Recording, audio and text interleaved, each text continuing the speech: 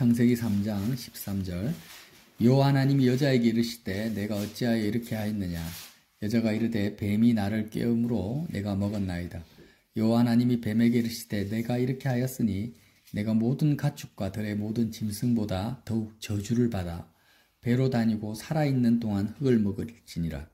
내가 너로 여자와 원수가 되게 하고 내 후손도 여자의 후손과 원수가 되게 하리니 여자의 후손은 내 머리를 상하게 할 것이요 너는 그의 발꿈치를 상하게 할 것이니라 하시고 또 여자에게 이르시되 내가 내게 임신하는 고통을 크게 더하리니 내가 수고하고 자식을 낳을 것이며 너는 남편을 원하고 남편은 너를 다스릴 것이니라 하시고 아담에게 이르시되 내가 내 아내의 말을 듣고 내가 내게 먹지 말라 한 나무의 열매를 먹었은즉 땅은 너로 말미암아 저주를 받고 너는 내 평생에 수고하여야 그 소산을 먹으리라. 땅이 내게 가시덤불과 엉겅퀴를 낼 것이라. 내가 먹을 것은 밭의 채소인즉 내가 흙으로 돌아갈 때까지 얼굴에 땀을 흘려야 먹을 것을 먹으리니 내가 그것을 취함을 입었음이라. 너는 흙이니 흙으로 돌아갈 것이니라 하시니라. 아담이 그의 아내의 이름을 하와라 불렀으니 그는 모든 산자의 어머니가 됨이더라. 여호와 하나님이 아담과 그의 아내를 위하여 가죽옷을 지어 입히시니라.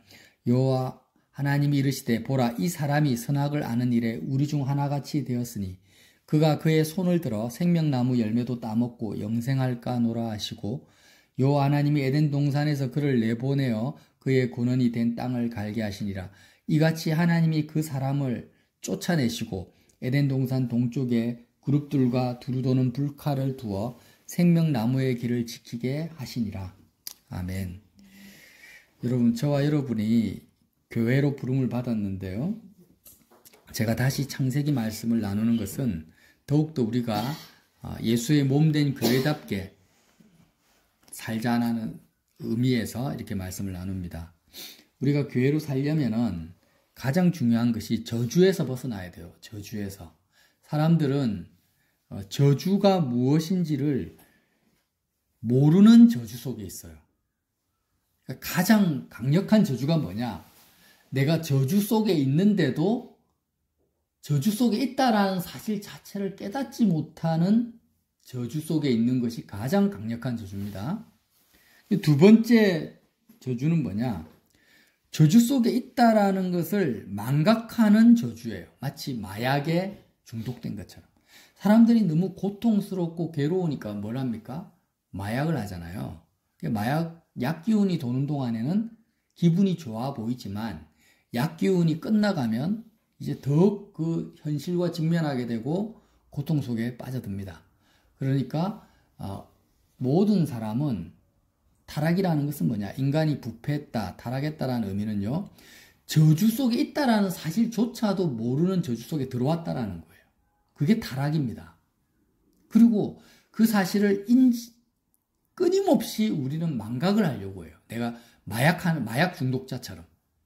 망각하려고 저주를 속에 있다는 사실을 너무 괴로우니까, 너무 고통스러우니까 잊어버리려고 자꾸 세상 마약을 하는 거예요. 그게 저주입니다. 그래서 이러한 이미 아담과 하와는 선악과를 먹고 이미 저주 속에 들어와 버렸어요. 근데 하나님께서 창세기 3장에 다시 아담과 하와와 뱀을 저주하시는 것이 아니에요. 그게 아니라 이미 저주 속에 들어왔기 때문에 저주에서 벗어나게 하시려고 오늘 말씀을 기록해 놓으신 거예요. 왜요? 오늘 말씀? 하나님이 새롭게 저주를 하시는 것이 아니라 자, 너희가 지금 선악과를 먹고 에덴 동산에서 쫓겨나서 이미 저주 속에 들어왔으니까 저주 속에 있다라는 사실을 모르는 그 저주에서 벗어나라고. 저주가 뭔지를 깨달아라고. 절대 너희가 저주를 망각하지 말고 이제 복을 받아라고 오늘 하신 말씀이라는 거예요. 성경의 모든 기록된 말씀은 사실 우리에게는 복된 말씀이에요. 자, 오늘 말씀을 한번 보겠습니다. 뱀에게 이르시되 14절 뭐라고 합니까? 하나님께서 내가 모든 가축과 들의 모든 짐승보다 더욱 저주를 받아. 그러니까 가장 저주를 많이 받은 피조물이 뱀입니다. 어떤 저주를 받았습니까? 배로 다니고 살아있는 동안 흙을 먹는 저주를 받아. 이게 무슨 말이냐면 복이라는 것은 에덴 동산의 복은 영원하신 하나님 자체가 복입니다. 그래서 그 하나님과 하나 되고 복 대신 하나님과 하나 되고 하나님으로 배를 채우고 영원하신 하나님의 아름다움과 영광으로 나의 존재가 가득 채워지는 것이 원래 피조물을 향한 하나님의 복이었어요. 그런데 이 뱀은 땅을 배로 다닌다라는 것은 그 하나님과 가장 멀리 떨어진 상태, 하늘과 가장 멀리 떨어진 상태에 처해졌다라는 거예요. 흙을 먹는다라는 건 뭡니까? 하늘과 상관없이 이 땅의 것으로 내 배를 채운다라는 거예요. 이 세상의 것, 이 땅에 있는 것들로 만족하고 이 땅에 있는 것으로 배부르려고 하는 것이 뱀이 받은 저주예요. 근데 이 뱀이 받은, 사단이 받은 저주에 함께 모든 인류가 지금 참여하고 있죠. 이 세상의 부귀영화, 이 세상의 인기, 이 세상의 물질, 건강, 이 세상 것들로 내 배를, 흙을 먹는다. 내 배를 채우려고 하는 것을 그걸 저주라고 생각 안 한다라는 거예요. 세상 것들, 이 세상에 속한 것들을 많이 가지면 복이라고 생각합니다. 흙으로 내 배를 많이 채우면 복이라고 생각을 해요. 이게 뭐예요? 저주라는 거예요. 그래서 사람들 자꾸 부러워하죠. 흙으로 배를 많이 채운 사람들, 돈을 많이 번 사람들, 세상 명예와 인기를 많이 가진 사람들을 사람들이 부러워합니다. 가장 강력한 저주인데 저주인지조차도 몰라요. 마귀가 받은 흙을 먹을지어다. 흙을 먹는 것, 흙을 많이 먹는 것, 흙을 먹어서 배 채우는 것을 복이라고 생각하는 것을 저주라는 거예요. 그게. 여러분, 무엇을 원하십니까? 무엇을 원하세요? 마귀의 저주 속에 내가 살고 있지는 않습니까? 그리고 이 여자와 남자가 받은 하나님의 말씀, 자, 이미 알고 있지만 한 번 더 봅시다. 16절 보세요. 또 여자에게 이르실 때 내가 내게 임신하는 고통을 크게 더하리니, 이 말씀이 잠깐 잘못 번역됐다고 했죠. 임신하는 고통을 더하는 것이 아니라 임신하는 것이 크게 마음에 새겨진다, 이렇게 원어적으로 해석할 수 있어요. 그러니까 임신하는 그 사실이 네 마음속에 엄청나게 크게 각인되어진다, 이 말이에요. 내가 수고하고 자식을 낳을 것이며 너는 남편을 하고 남편은 너를 다스릴 것이다. 그러면 이제 이렇게 생각하는 거예요. 아, 그럼 임신도 안 하고 자녀도 안 낳고 결혼도 안 하면은 여자에 해당되는 저주는 없네? 그런 의미가 아니라는 거예요. 아담에게는 뭐라고 합니까? 자, 17절에 보면 하반절에 땅은 너로 말미암아 저주를 받고 너는 평생 수고하여야 그 소산을 먹으리라. 그 부모로부터 많은 재산을 물려받아가지고 손에 흙 한 방울, 땀 한 방울 안 흘리면 그럼 저주를 안 받은 거네? 이렇게 생각을 하는 거예요. 자, 결혼도 안 하고 자식도 안 낳고 돈이 막 산더미처럼 쌓여 있어서 내가 수고하지 않으면은 오늘 창세기 3장 말씀은 나하고 아무 상관이 없는 겁니까? 지금 그 의미를 말하는 게 아니라 통상적으로 여자에게 있어서 여자의 마음을 가장 많이 인생살이에서 여자들의 마음을 가장 많이 빼앗아가는 사건이 뭐예요? 그렇죠. 자녀를 출산하고 시집가고 남편하고 가정을 이루고 결혼한다라는 거예요. 그러니까 여자로서 가장 나의 마음을 많이 빼앗길 수밖에 없는 그 사건이 출산하는 것이고 자녀를 양육하는 것이고, 자녀만 낳았다 하면은 여자들의 마음이 온통 거기에 달라붙어 버리는 거예요. 결혼만 했다 하면은 남편에게 온전히 마음이 가버린다라는 거예요. 남자들은 뭐예요? 남자들도 마찬가지죠. 남자들도 출산하면은, 아내가 출산하면 자녀한테 마음이 가고 결혼 생활에 마음이 갑니다. 그리고 아담은 또 뭐라고 합니까? 수고하고 땀을 흘린다는 것은 그냥 생계, 경제 생활을 말하는 거예요. 이 세상에서 사람들이 먹고 마시고 사고 팔고 돈 벌고 경제 활동하는데 마음이 다 달라붙은 거예요.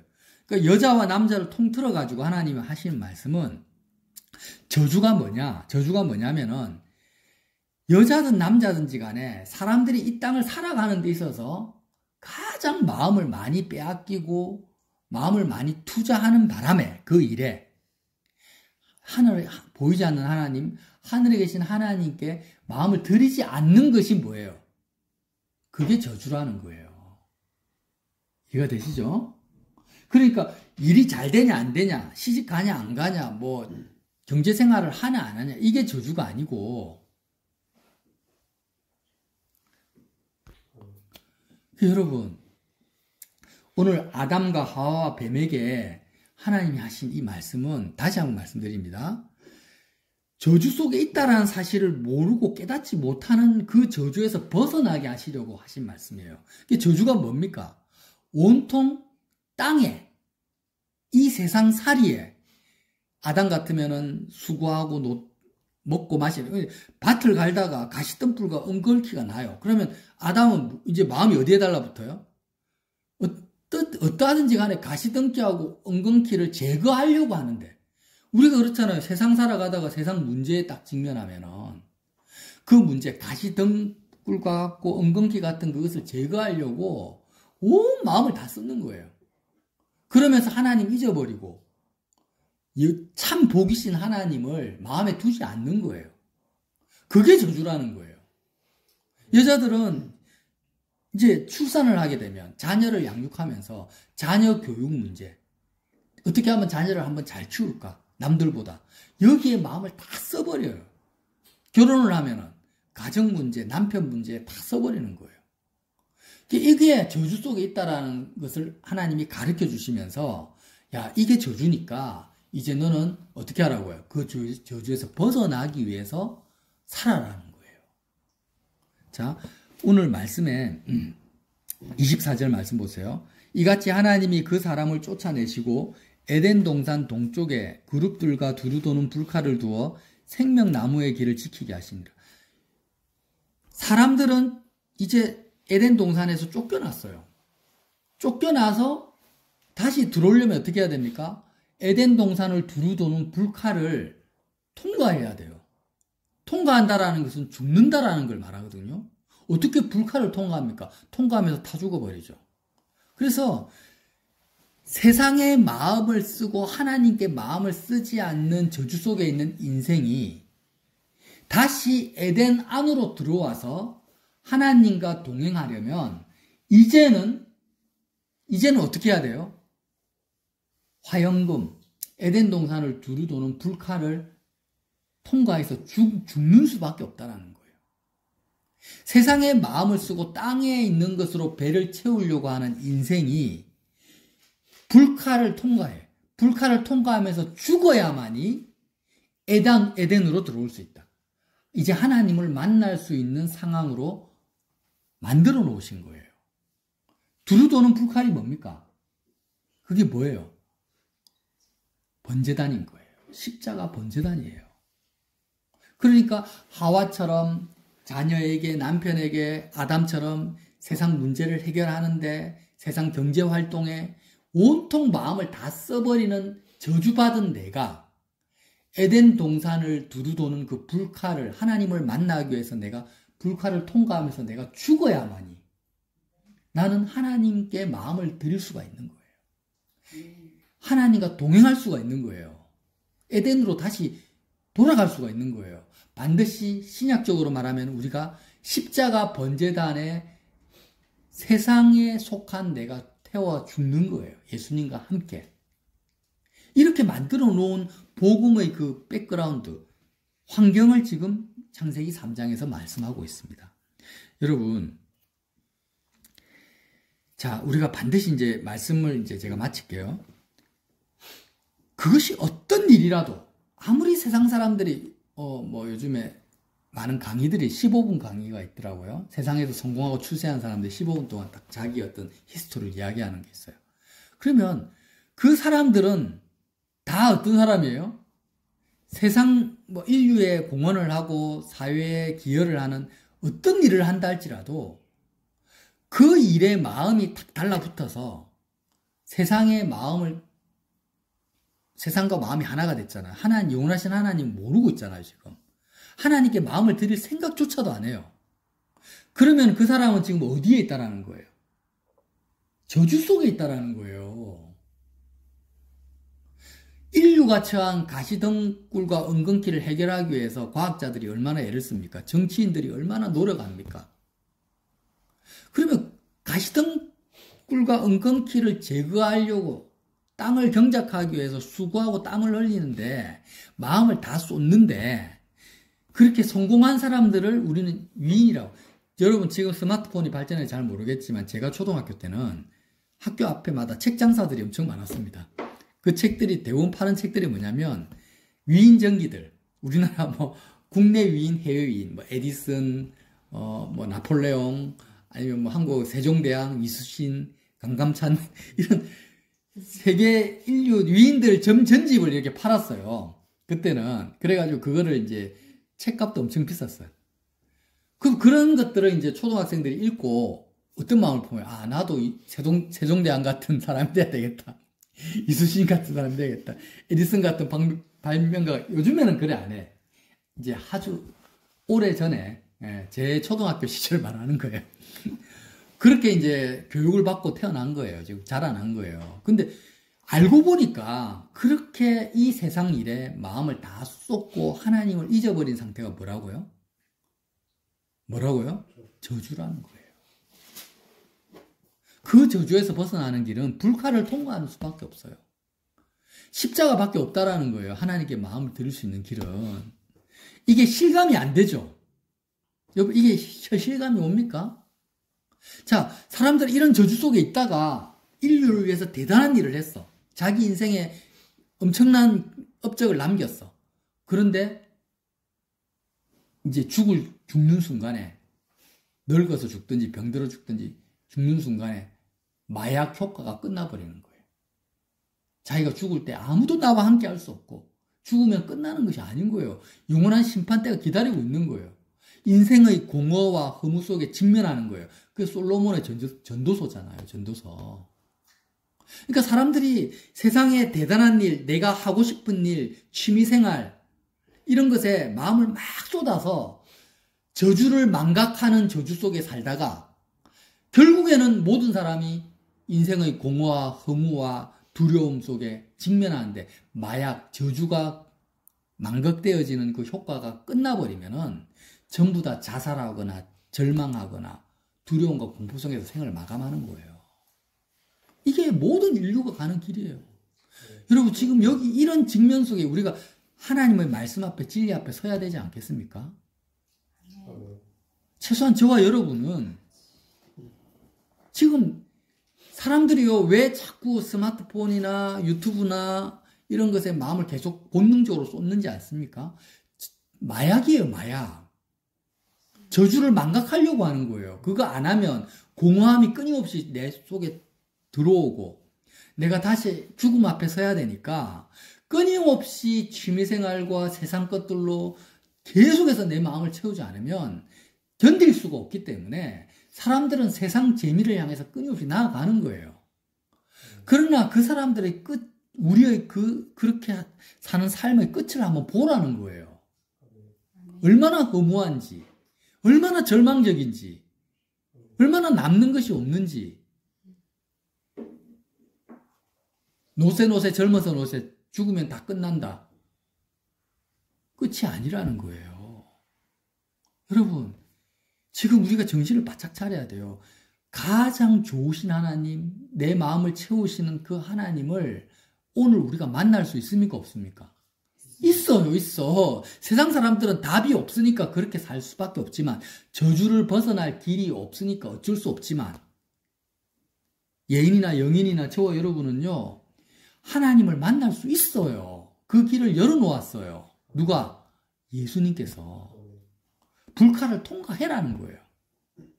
십자가 번제단으로 나와서 땅으로 흙으로 배를 채우려고 하는 너가 나와 함께 죽자. 아멘. 그리고 하나님으로 배불러 봐라. 영원하신 하나님이 너에게 얼마나 큰 복인지를 오늘 체험해라는 거예요. 아멘. 그러면 오늘 너가 저주에서 벗어나서 영생을 누릴 수 있다. 너에게 소망이 있다. 소망이. 정말 진리를 보게 될 것이다. 저주 속에 있는 재벌, 과학자들, 판검사들 아무것도 부럽지 않게 될 것이다. 그들이 오히려 불쌍하게 보일 것이다. 진리 속으로 들어오면 허탄한 인생을 살지 않을 것이다. 이 싸움을 하잖아. 이게 교회입니다. 이게 교회예요. 저주에서 벗어난 사람들이 교회고 끊임없이 저주에서 벗어나기 위해서 십자가 붙들고 그리스도와 함께 저주받은 내가 죽는 사람이 교회라는 거예요. 저주받은 내가 죽는 거예요. 저주가 뭐라고요? 세상으로 배를 채우고자 하는 나라는 거예요. 우리가 교회답게 삽시다. 그래서 이 창세기 3장 말씀을 다시 한번 꼭 씹으면서 뭐가 저주냐 뭐가. 아 그렇구나. 세상으로 배를 채우려고 하는 그 존재, 나라는 존재가 저주받은 존재구나. 사망의 몸이구나. 이걸 깨닫고 그리스도와 함께 저주를 탈출해서 영원한 복이신 하나님으로 예수님과 함께 하나님을 먹고 마시는 저 여러분 되시기를 예수님 이름으로 빌어드립니다.